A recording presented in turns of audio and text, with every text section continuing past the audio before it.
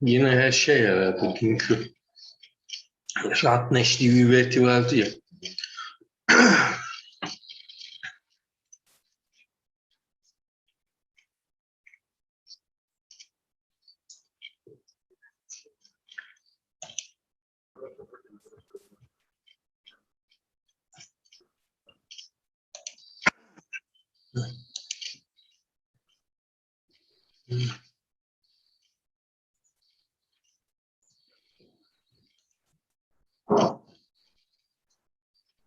Hello.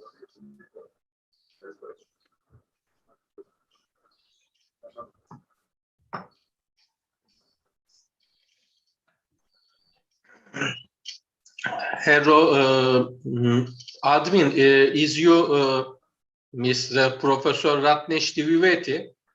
Admin. Can you hear me, sir? Are you Professor Ratnesh Diviveti? Just 1 second. I am correcting it. Your microphone is too low. Please, can you? Yes. Can you hear me, sir? Can you hear me? We can hear, but it is very hard to hear. Oh. Okay. Also, your screen is off. Oh, Is I'm closed. just correcting it. I'm just correcting it. Now, am I audible? Duyabiliyor musun sen? Yok herhalde. Can you hear me? Am I audible, Professor, sir? are you there? Yes, yes. Can you? Okay. Your screen is okay now. Can you open your voice, please?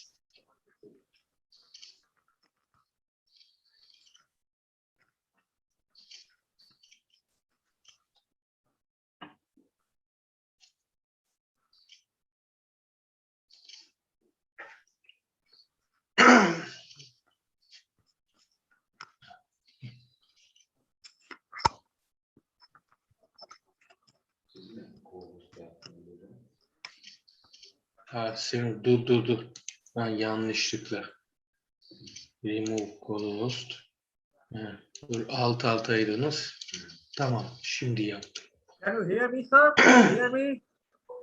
Hello. No, we cannot hear very well. Now, It can is you hear me? very bad now. Your voice is not enough sufficiently. Okay. We can see, but we cannot hear. Okay.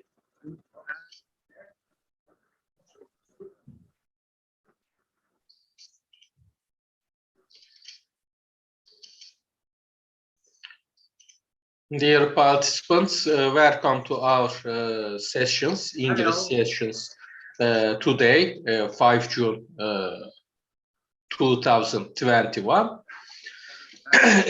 Econder International Social Sciences Congress.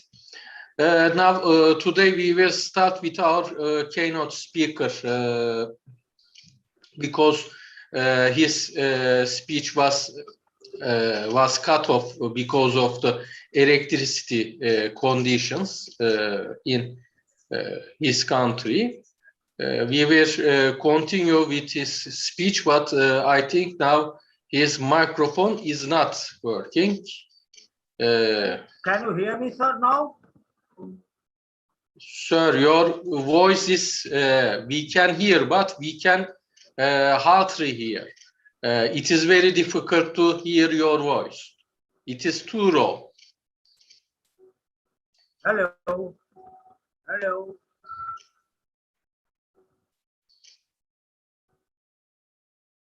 Hello.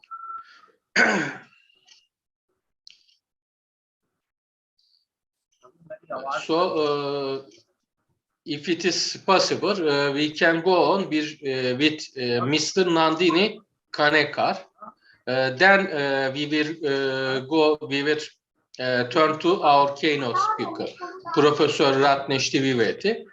By this way, in this period, I hope that he will solve microphone problems. Mr. Nandini Kanekar, are you here?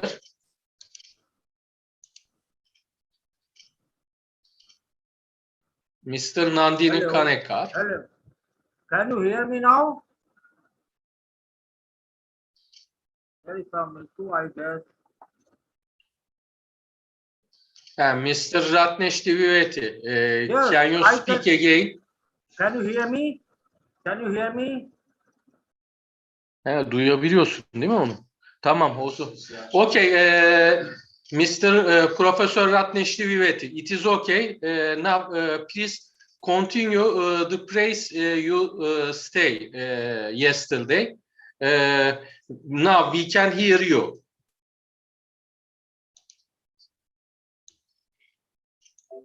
We can hear you, Professor.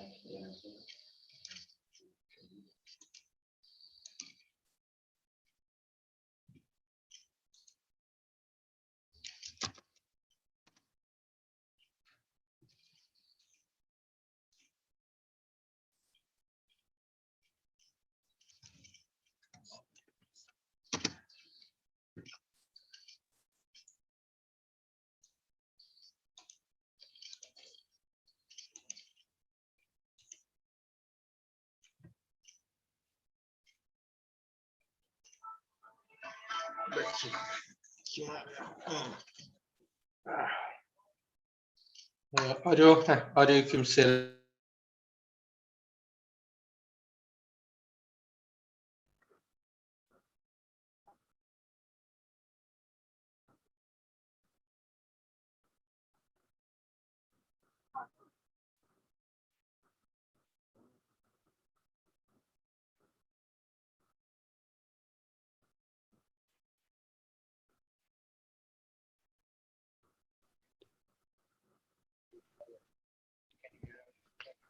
Hello, can you hear me, sir?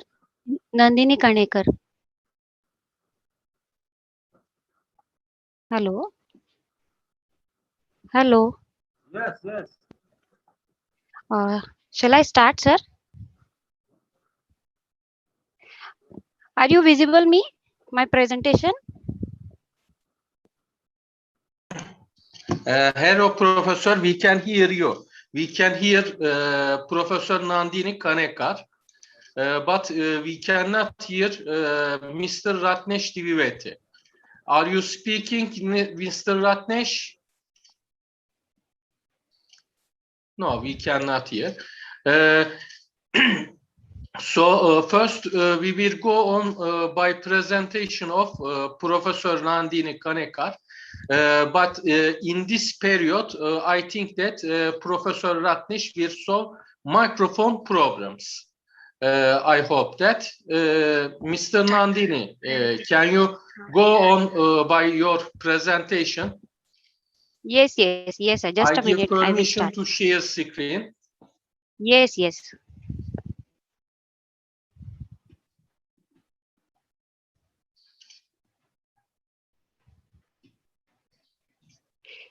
Can you see my screen, sir? Yes, we can see your screen, but I am seeing myself. Okay, now we see your presentation, PowerPoint. Okay. Okay. So shall I start? Okay, you can start, please. So hello everyone. Myself Nandini Kanekar from India. First of all, I would like to thank to Econder for giving me this wonderful opportunity. I am a PhD scholar and right now I am doing my PhD. So my today's presentation topic is the effect of Senna auriculata flower methanolic extract on Aedes aegypti mosquito larvae at 12 hours of interval. So Senna auriculata is a type of plant which occurs in India. So I have collected that flowers and uh, hello, hello.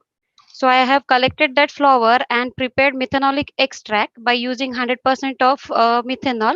And again, it was tested on dengue vector. Name of the dengue vector is Aedes aegypti mosquito. For this study, I have used larvae. Uh, now, I have performed my study in India in lab Ross, uh, which is mosquito. Where they perform mosquito types of study. So Ross is a NABL accredited lab which is affiliated to Pune University and have DSIR recognition. The main objective of my study is to find out the larvicidal effect of Senna auriculata flower methanolic extract at different types of different time intervals. So I have uh, see you 12 hours of interval. So the test was performed according to the WHO guideline and observation taken after 12 hours of interval. So how I have collected my plants? So I have collected my plant from the Western Ghats in Pune region, India, and the plant species was identified in BSI. So it was Botanical Survey of India, Pune, and after that I have prepared an extraction.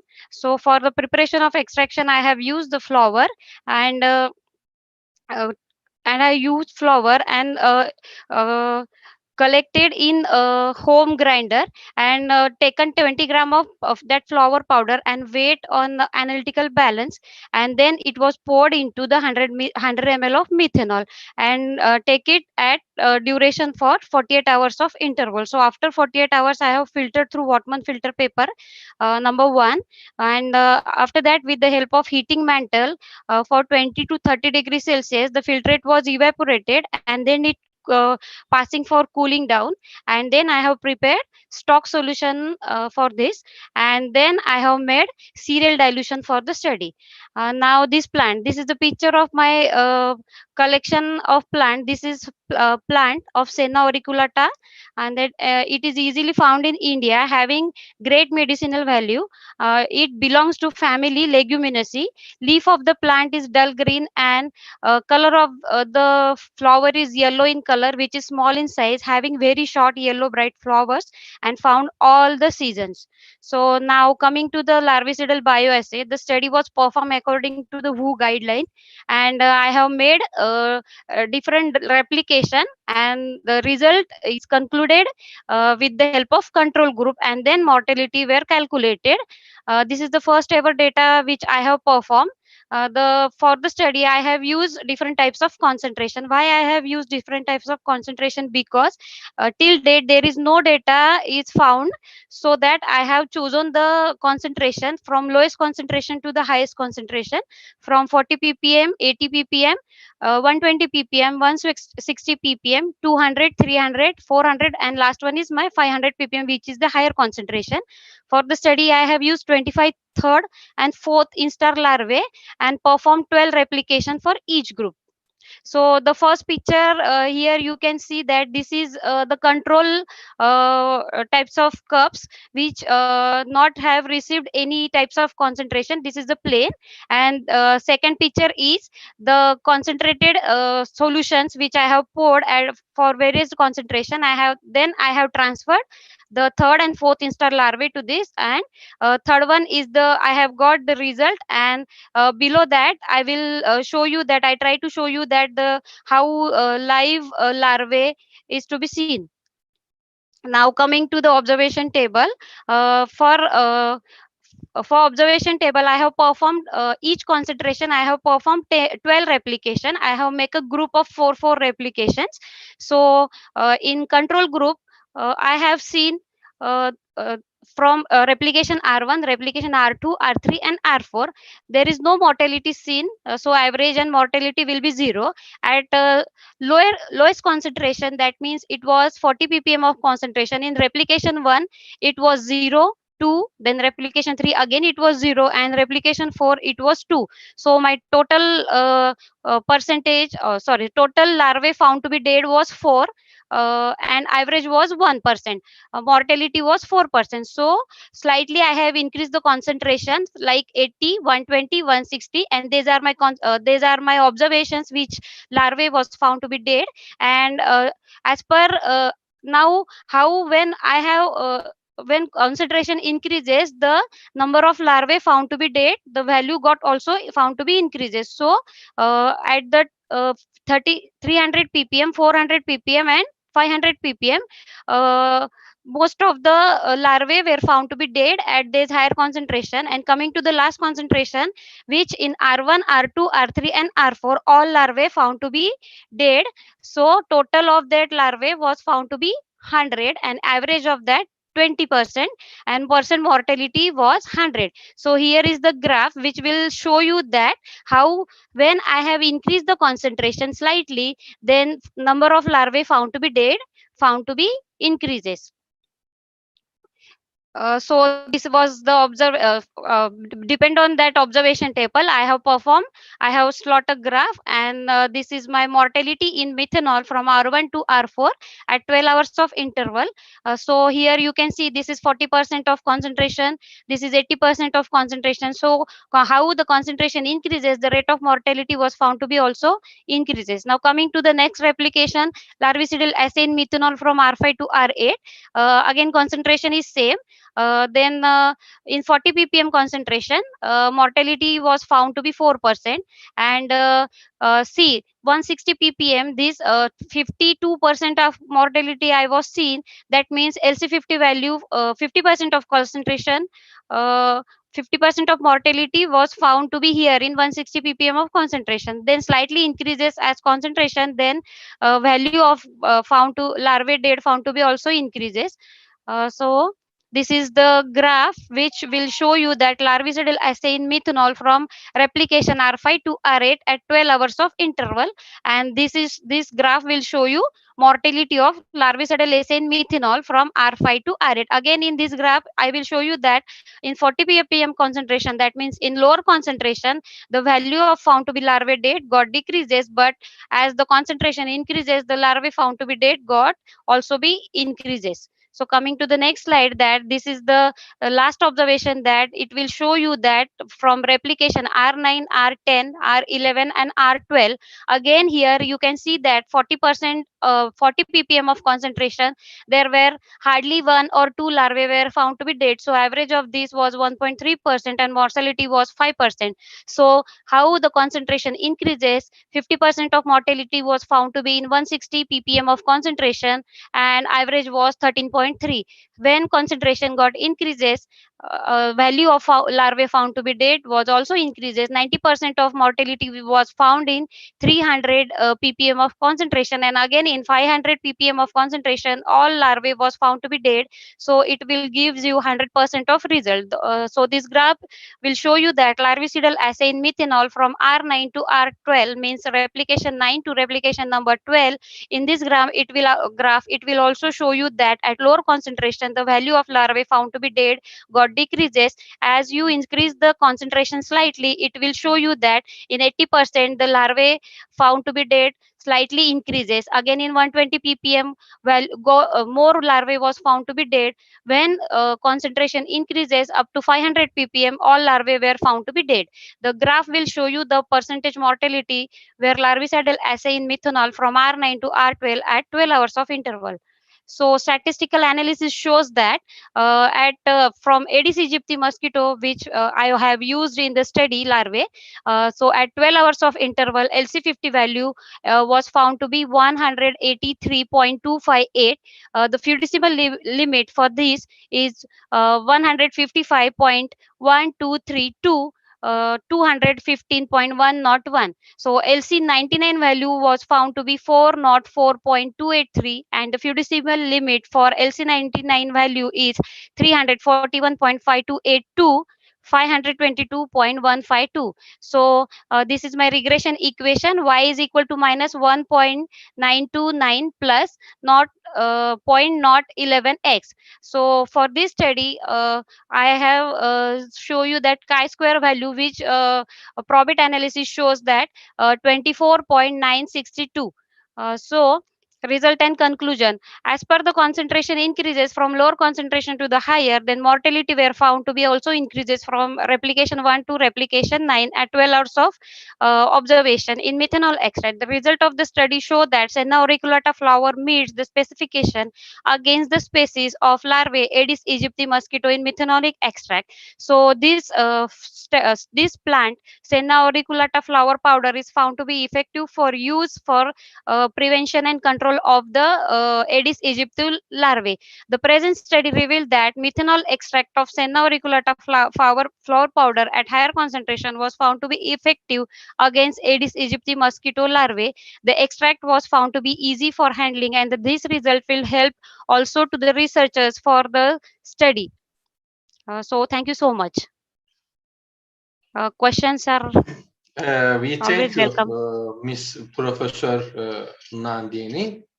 Huh. Of course, it is very important and interesting research.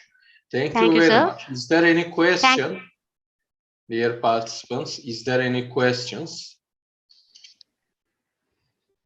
I think there is no other question. So we can go on. I think Mr. Amir Ahmed, are you here? Thank you, sir. Thank you very much. Mr. Amir Ahmed, are you here?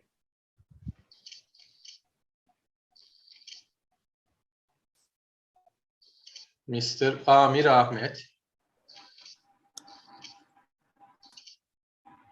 Yes, I'm here. Please. Dear participants, now we will go on Professor Amir Ahmed, because his speech was yesterday, but because of technical problems, his speech cannot be held on. So today we will go on by the presentation of Mr. Amir Ahmed. Mr. Amir Ahmed and Mr. Amir Ahmed and Professor Ari Asker will present their research, Kashmir and Unresolved Dispute presentation. Mr. Amir Ahmed, you can start, please. Thank you very much. Mr. Nandini, can you stop sharing screen? Tamam.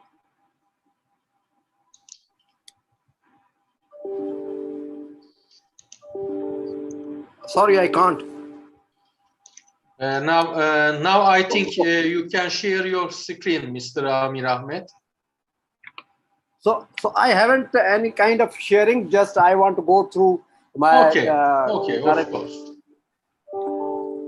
So I'm thankful to Professor Nayyar Jan and rector of the university, and then I am also thankful to you, Professor Sirkan, as an host of the organizer of this Congress. And I'm also thankful to all the keynote speakers, and I'm also thankful to special thanks to Mr. Ali Asker, who have gone into the quarantine due to the COVID-19, and I'm also thankful to all the ladies and gentlemen who are listening to me. So my article title of the article is. Sorry, Mr. Sirkan, can you hear me? Yes, we can hear you, Mr. Amir Ahmed. Okay. Sorry, I'm sorry. So my title of the presentation or the paper is the Kashmir and Unsolved Issue. So first of all, I will go through the little bit introduction of the Kashmir, because since 1947, Kashmir has been the flashpoint between India and Pakistan. And Kashmir is mainly divided into two parts.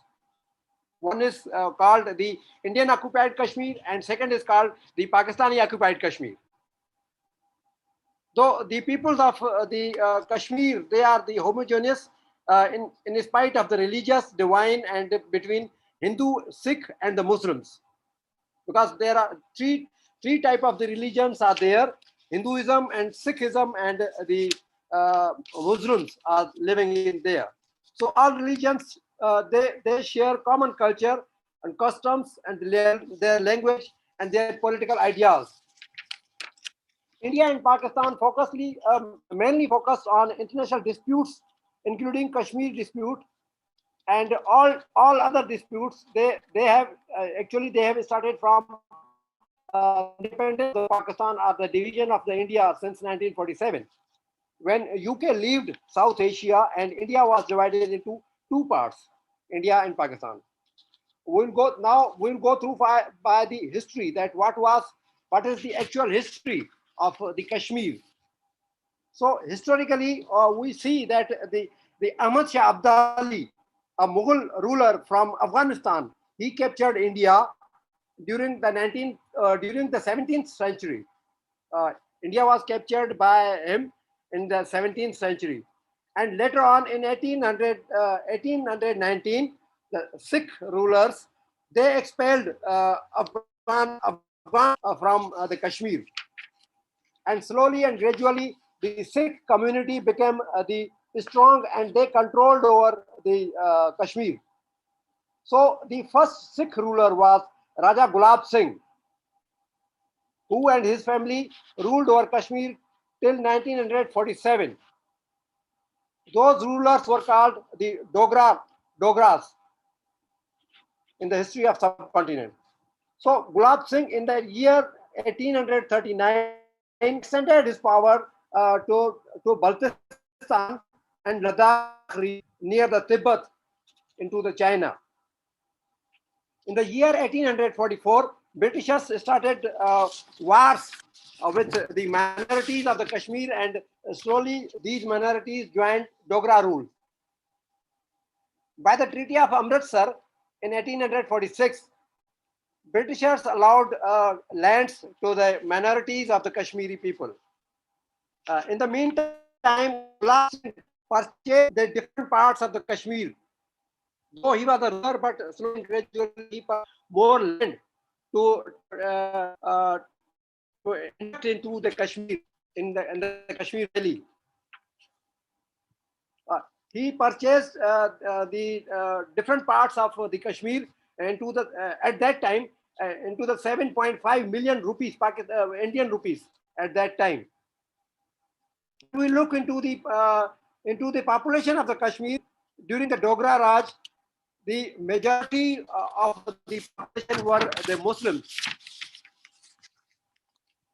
And on the other hand, the Britishers have also the issue with the Soviet Union, and they also wanted to quit India as soon as possible, because they have some issues with the Soviet Union, and war have broken into Europe. So they wanted to concentrate on Europe, not to concentrate to the priority of Europe, not.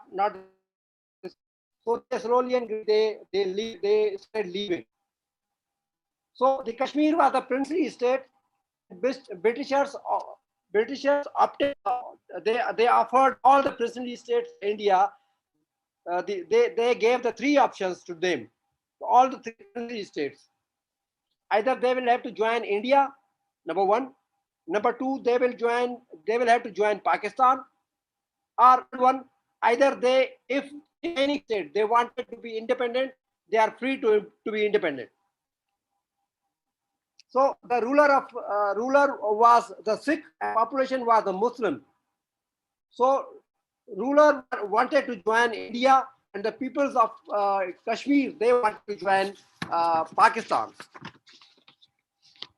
So similarly, the small clashes among the peoples, among the peoples and the army or the police of the Dogra Raj was started, or we can say the clashes were started in the Kashmir on the basis of the Muslims and non-Muslims. So in the meantime, after leaving Britishers, South Asia in the year 1948, first war between the India and Pakistan was started on the basis of the Kashmir issue, which was started by the United Nations, because India gone into the United Nations to help through the UN Charter of the peace.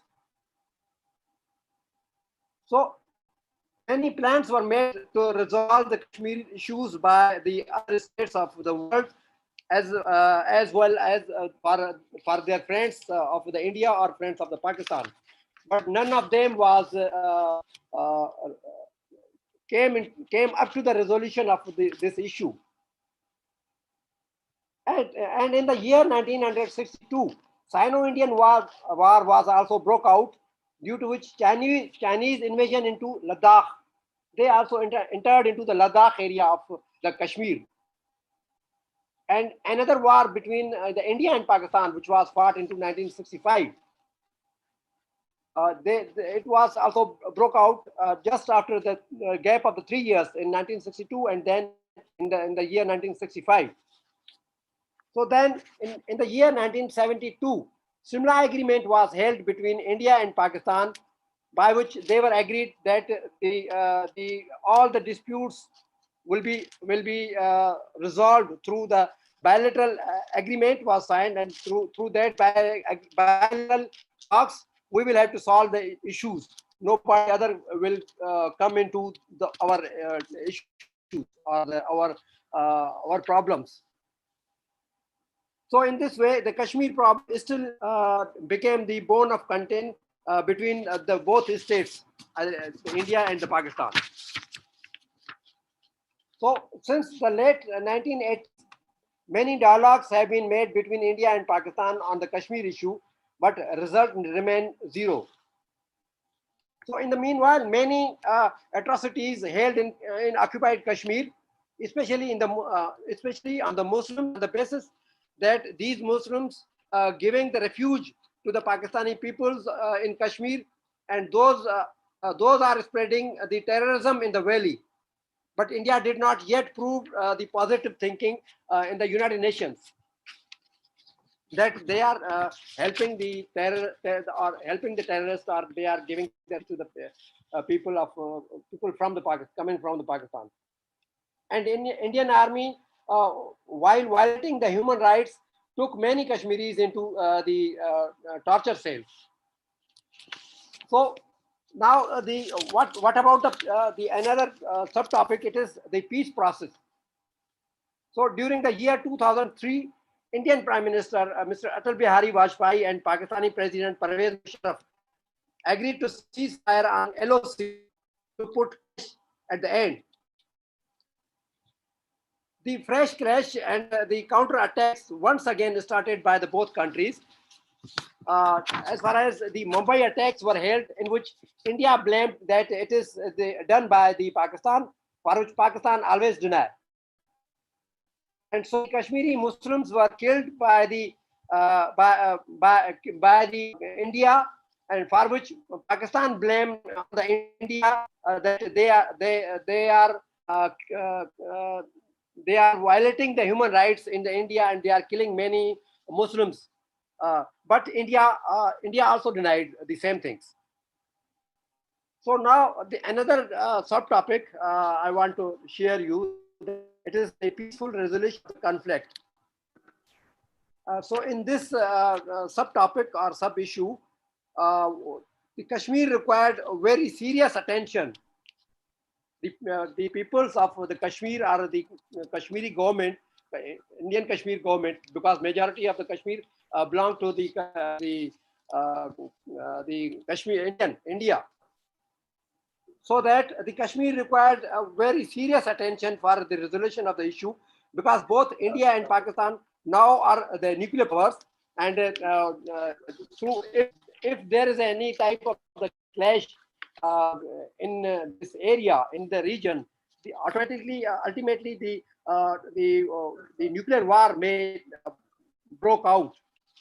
So both countries have full support of the Kashmiri leaders, the Pakistani occupied Kashmir leaders of the Kashmir.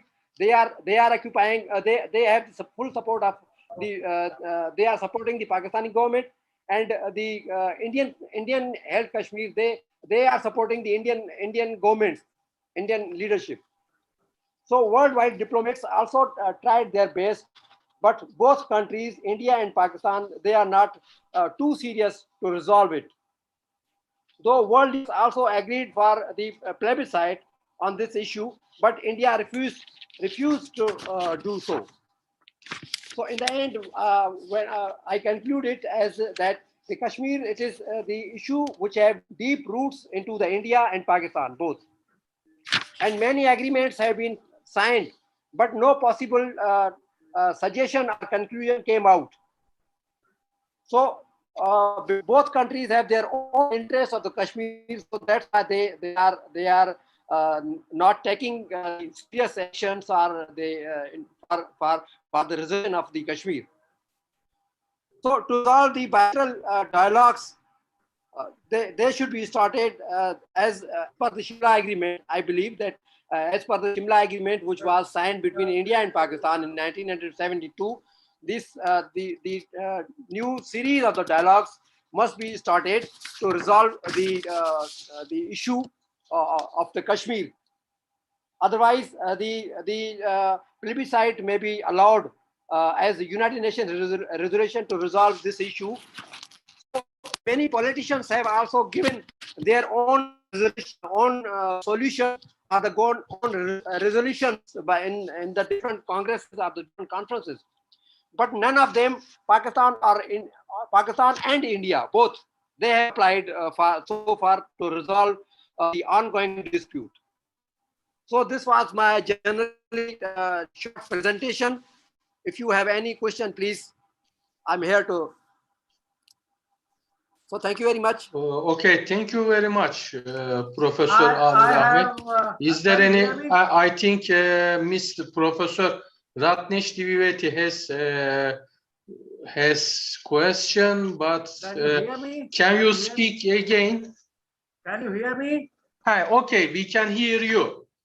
Okay. Okay, Mr. Amir, may I know? Yes, I can hear you, please. May I know which university you represent, sir?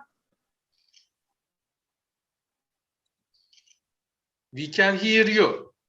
Mr. Amir or Dr. Amir, whatever you are, which university do you represent, sir? Can you hear me? Sorry, sir. Mr. Amir, do you hear Professor Ratnesh? Which university do you represent, No, sir? I cannot found clearly. I cannot listen properly. He couldn't hear clearly.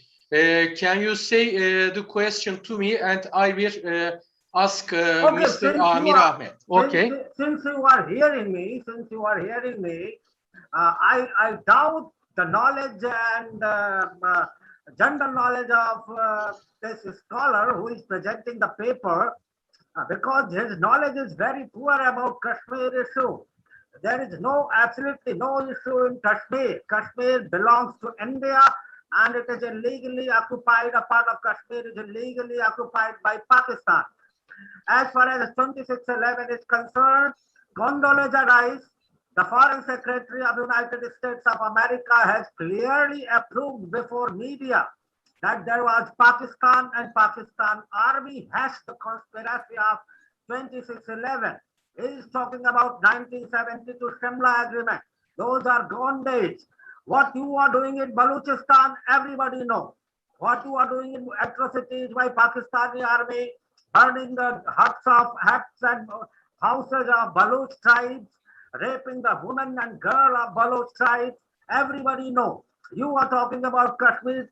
UN itself has said, Donald Trump itself has said, Boris Johnson himself has said, every world leader says that Kashmir is internal issue of India, which has been resolved by Indian government and the Prime Minister Modi.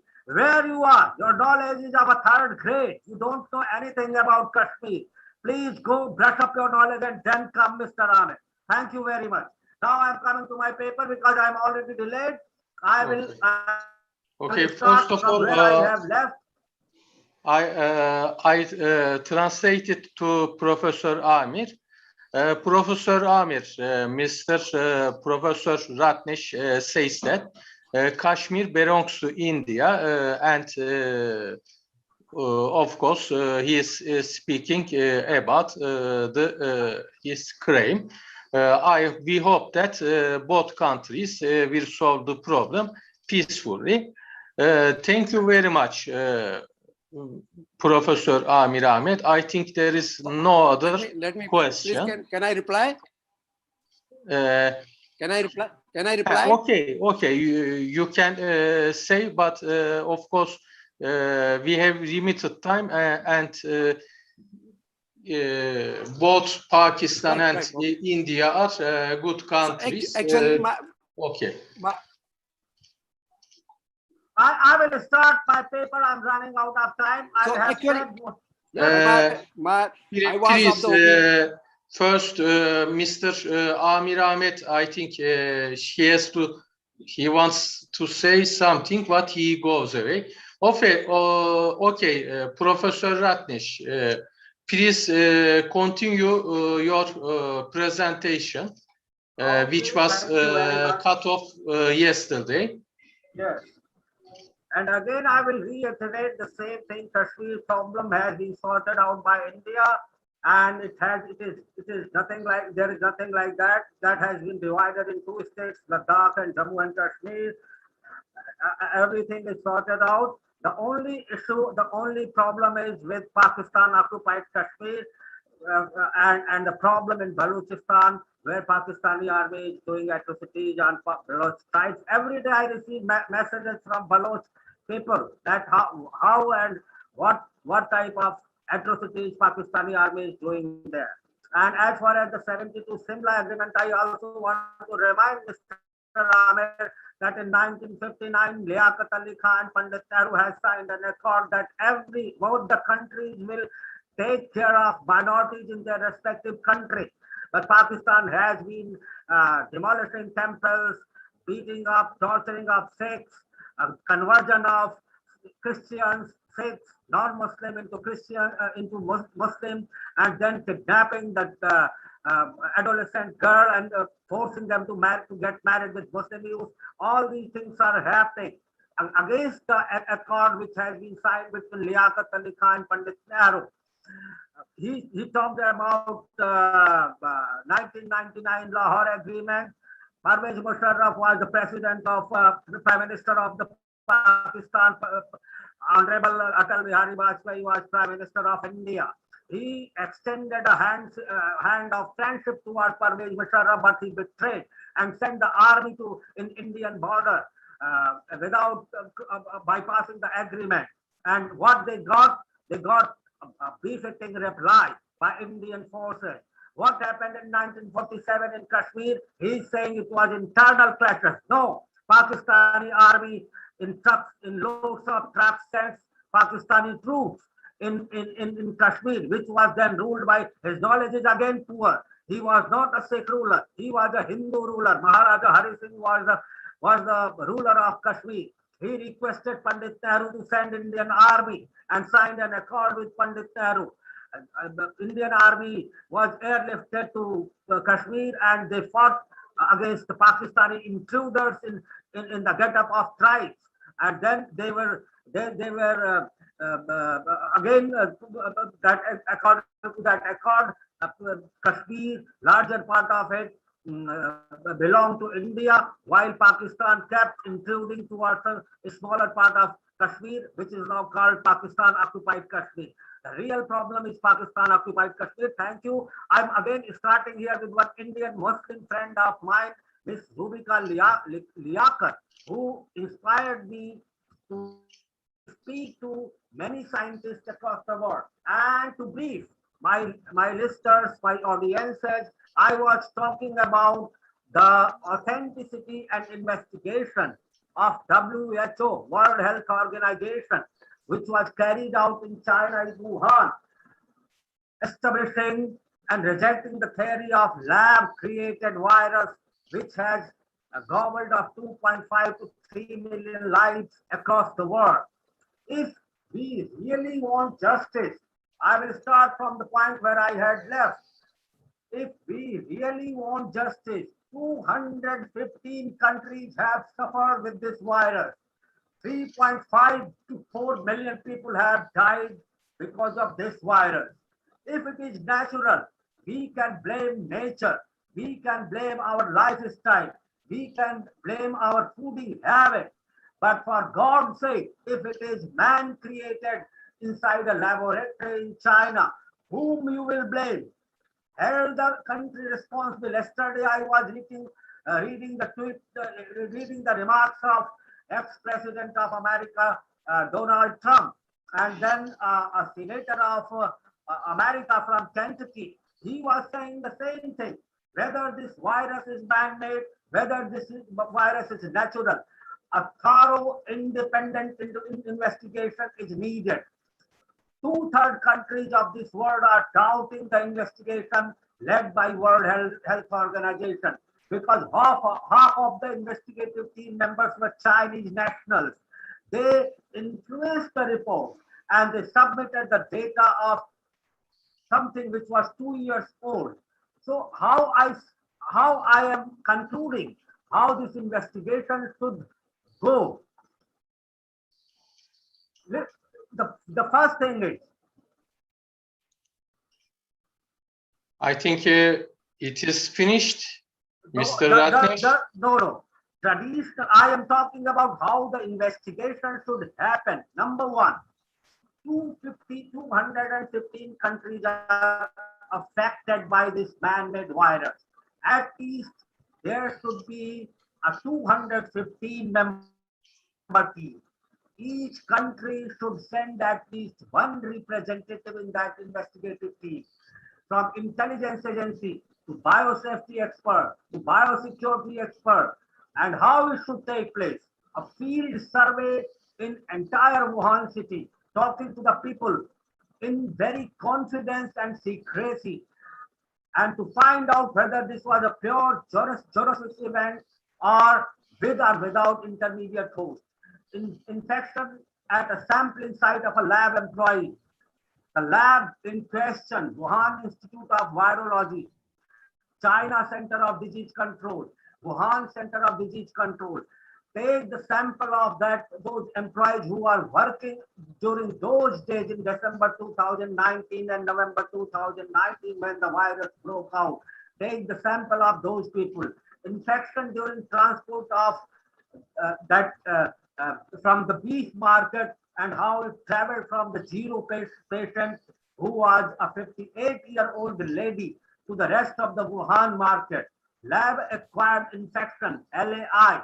Lab escape without LAI, for instance, waste handling and animals, the beef meat handling in the Wuhan beef market. Follow a common forensic investigation approach based on traditional, rigorous, on-the-ground investigation. Desk-based analysis, open source intelligence, which is called OSINET, a review of previous zoonosis events, and key Wuhan markets. Survey the key Wuhan beef market, key Wuhan meat markets. All laboratories and institutions in Wuhan, Chinese or international, known to have worked on coronavirus.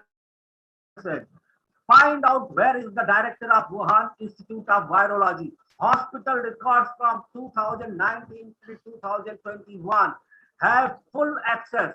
Ask China government to give full access to relevant records of the labs and institutions involved in coronavirus research, including environmental reports, inspection reports, maintenance logs, lab experiments, raw sequence, records of shipment, specimen destruction record, personal logs, daily register, attendance of employee, incident report, animal breeding record, sample trip record, key database of pathogenesis samples and isolates, including those taken offline, have full access to granular data, have full access to market sample, have full access to China CDC case record, have full access to other Chinese case database, be able to conduct coincidental interviews, including of early cases and if possible of that lady who was selling beef in the Wuhan market.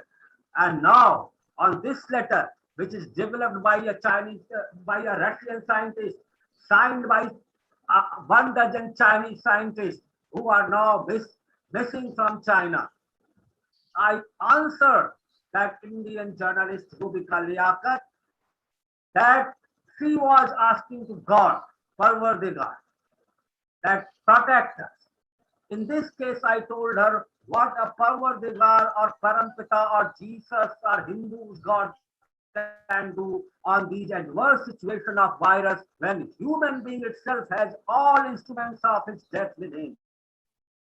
This Wuhan virus is the result of fundamental bad virtue of human beings, which are ambition and jealousy, which China has created not only in Wuhan Institute of Virology and Wuhan Center of Disease Control under leadership of Dr. Chengiz Shi and other scientists, but also in 4 major virology labs in 4 major cities of China, namely Beijing, Shanghai, Guangzhou, and Chengdu.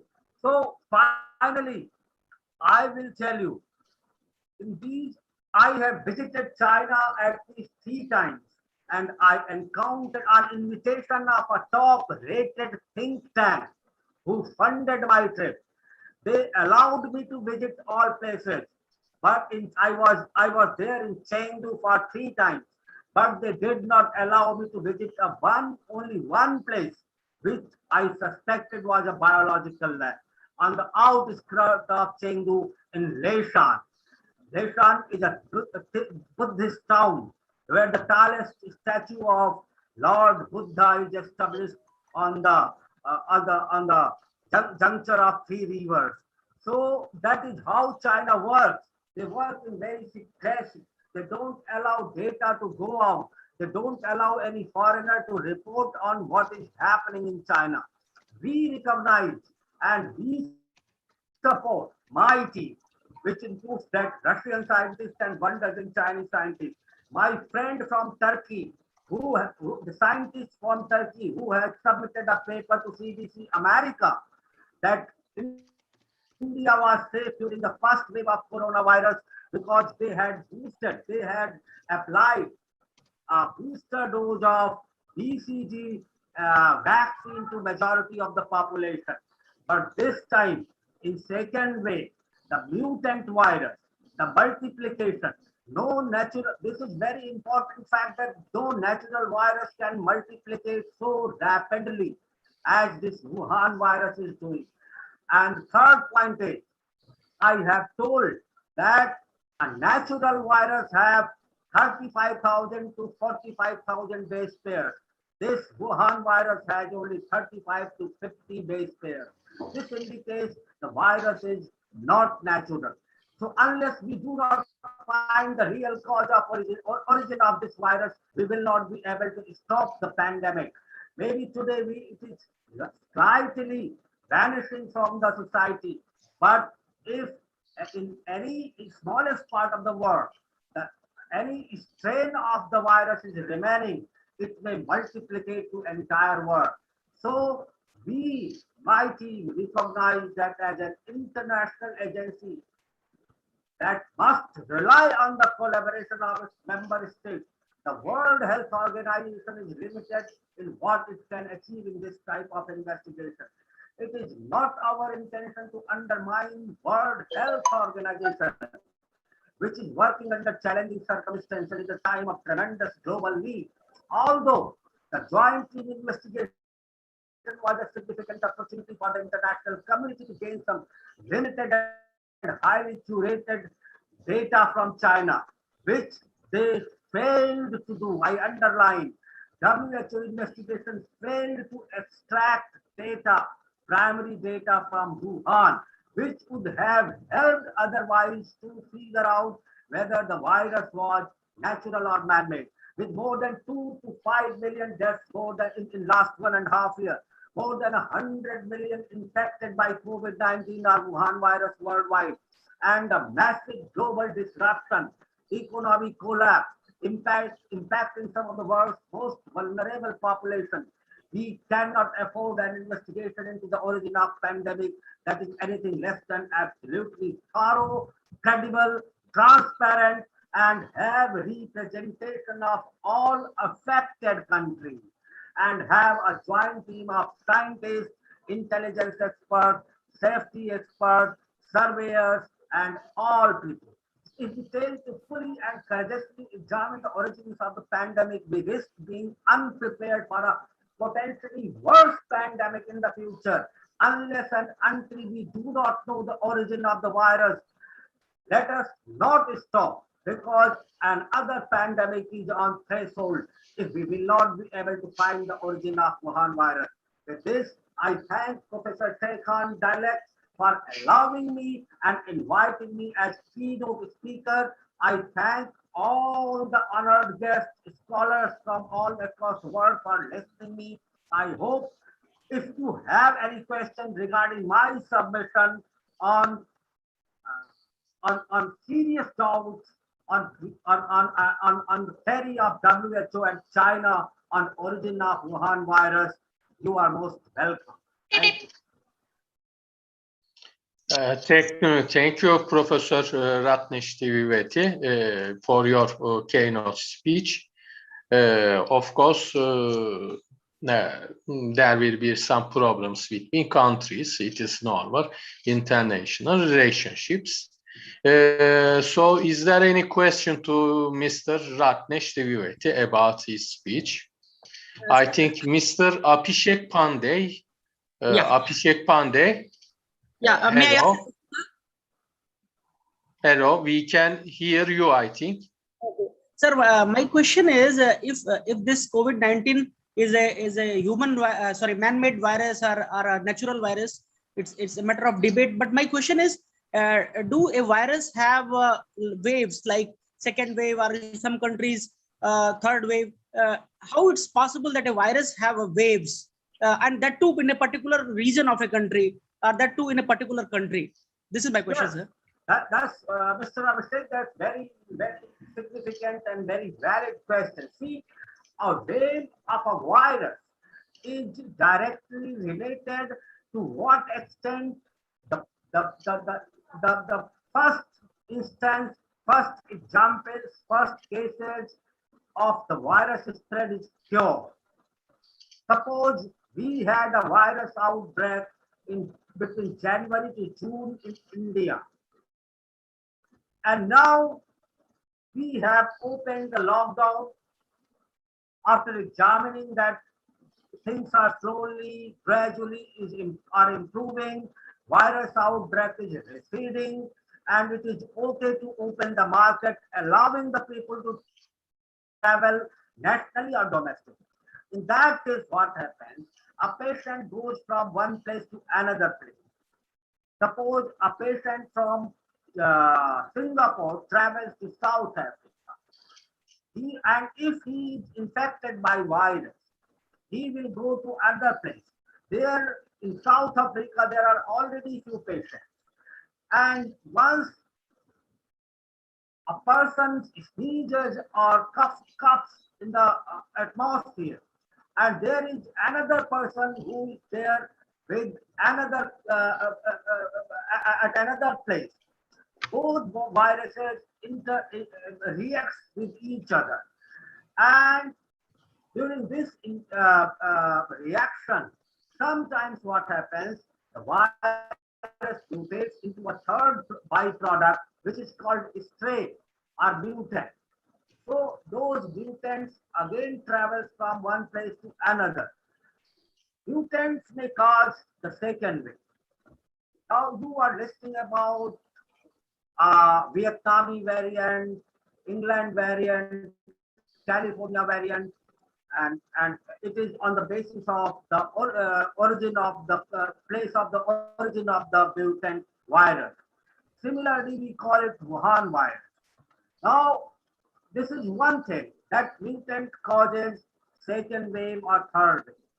Now, there is also fairly good chance that once the outbreak recedes, not the mutant, but the same viruses, and here you remember that viruses are, I mean, they can be lifeless, but they cannot be dead. There is a difference between being lifeless and between dead. That means you cannot multiplicate or rejuvenate or make any infection or anything like that. Lifeless means your energy is lost, but it can be reignited.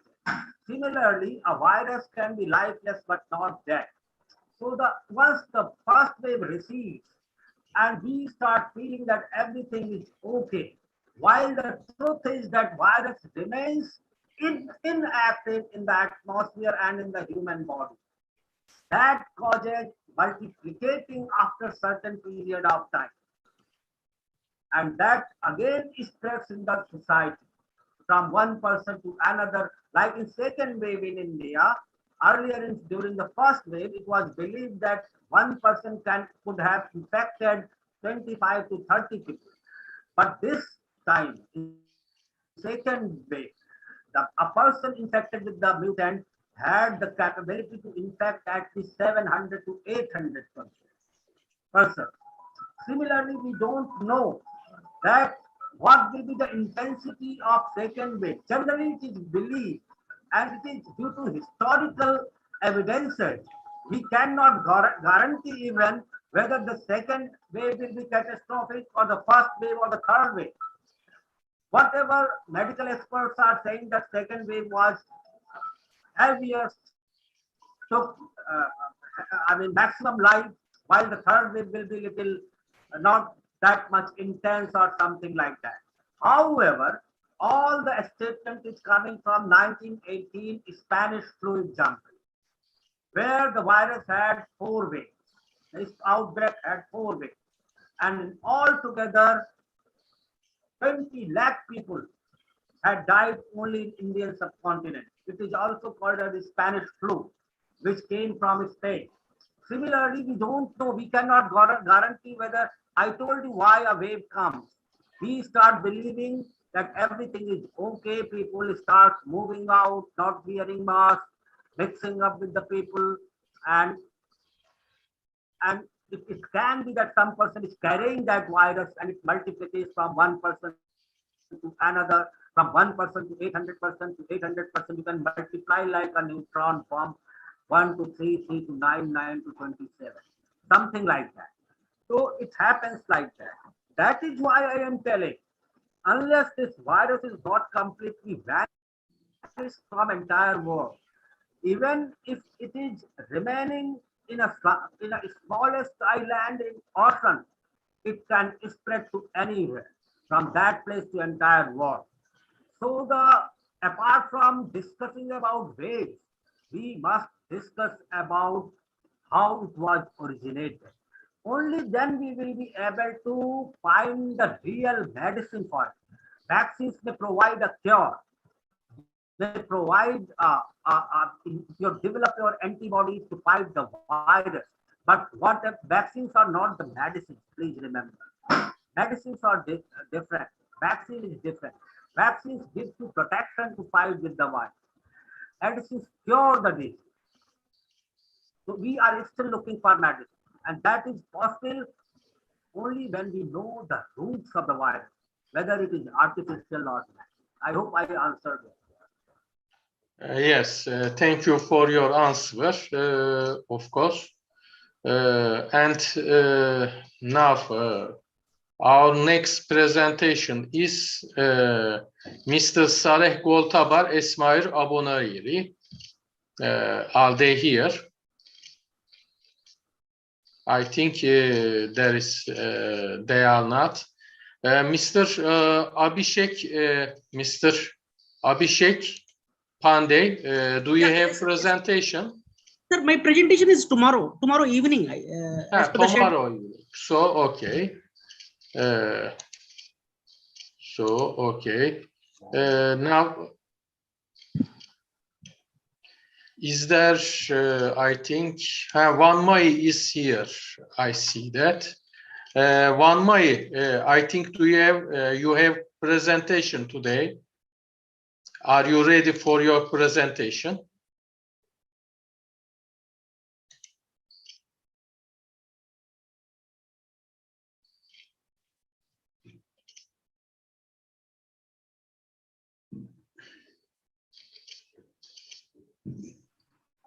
I think his mic is off, so that's why I could. I think he don't see. Yes, Mr. Amir Ahmet, I think you have something to talk with us. Okay. Yes, yes. So actually, my topic, I was of the opinion that as Mr. Admin, I don't know the name, but I was of the opinion that India and Pakistan both go through their bilateral agreement, which is called the Shimla Agreement, which was held into the 1972 by India and Pakistan. So they both must resolve their issues through that bilateral agreement. Nothing else. I'm not talking about the Balochistan. I'm not talking about any other thing. What the people from the India, they are blaming the Pakistan that they are doing something in Balochistan, and in this way Pakistan is blaming on the India that they are doing something in Kashmir. So I'm as a teacher, as an educationist, I don't believe all these things. So this is my view that we must go through I mean to say that India and Pakistan both go through the Shimla Agreement for the talks, nothing else. So thank you very much. No much more speech. Okay, I think Mr. Van Mai, you have a presentation. Mr. Van Mai, Mr. Van Mai, do you hear me?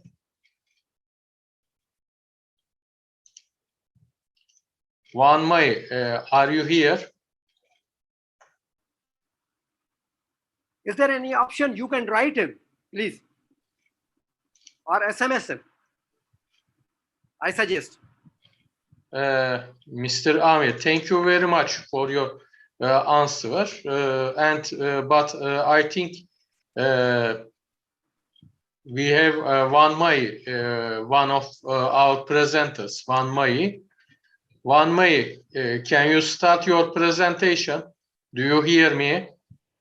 Van Mai. Van Mai.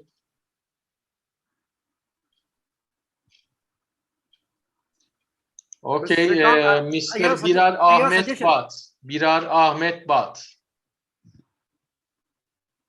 Birar Ahmet Bat. Are you here? So just I will just we have 5 minutes break, please. After 5 minutes break, we will go on. By this way, one may we have opportunity to be prepared. Thank you very much. We are waiting just 5 minutes.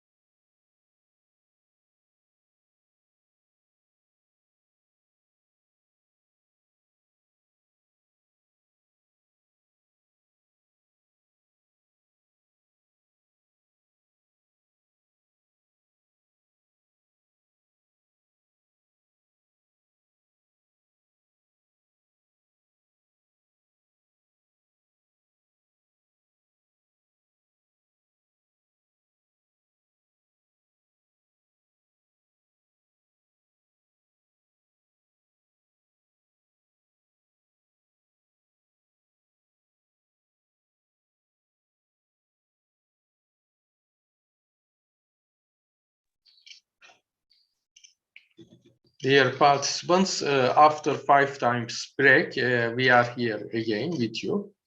Professor Esmail Abonoiri is with us now.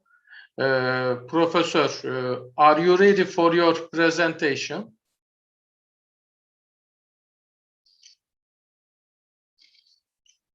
Professor Esmail. Professor Esmail, do you hear me?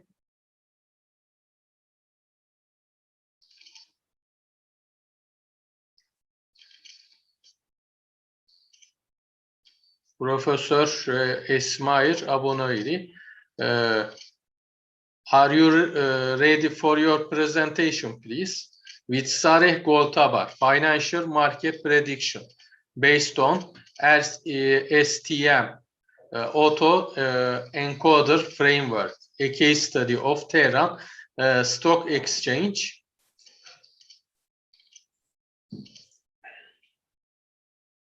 Mr. Professor Esmail Abonoiri.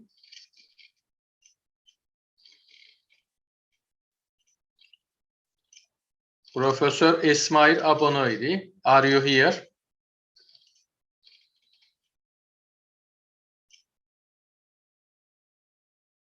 Just we are waiting Professor Esmail Abonoiri for his presentation.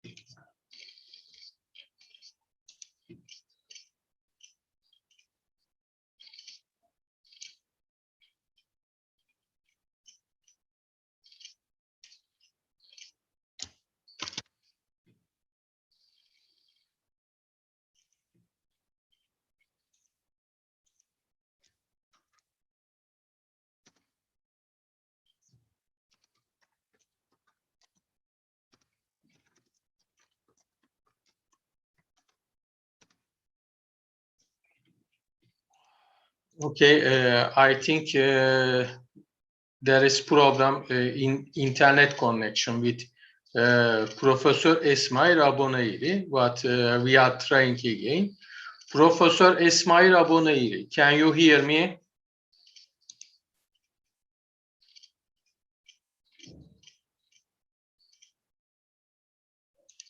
Professor Esmail Abonoiri, can you hear me?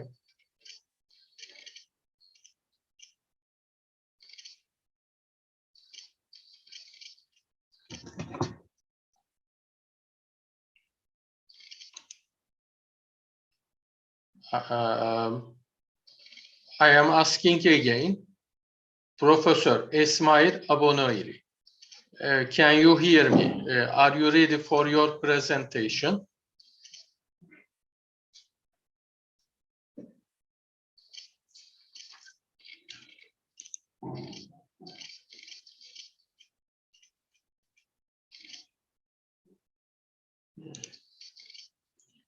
Okay.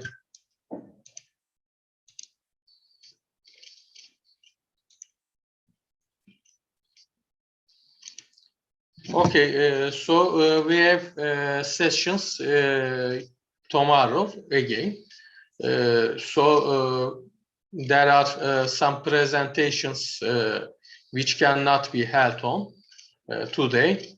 By this way, you can present your presentations tomorrow. Okay, I see Mr. Abhishek Pandey here.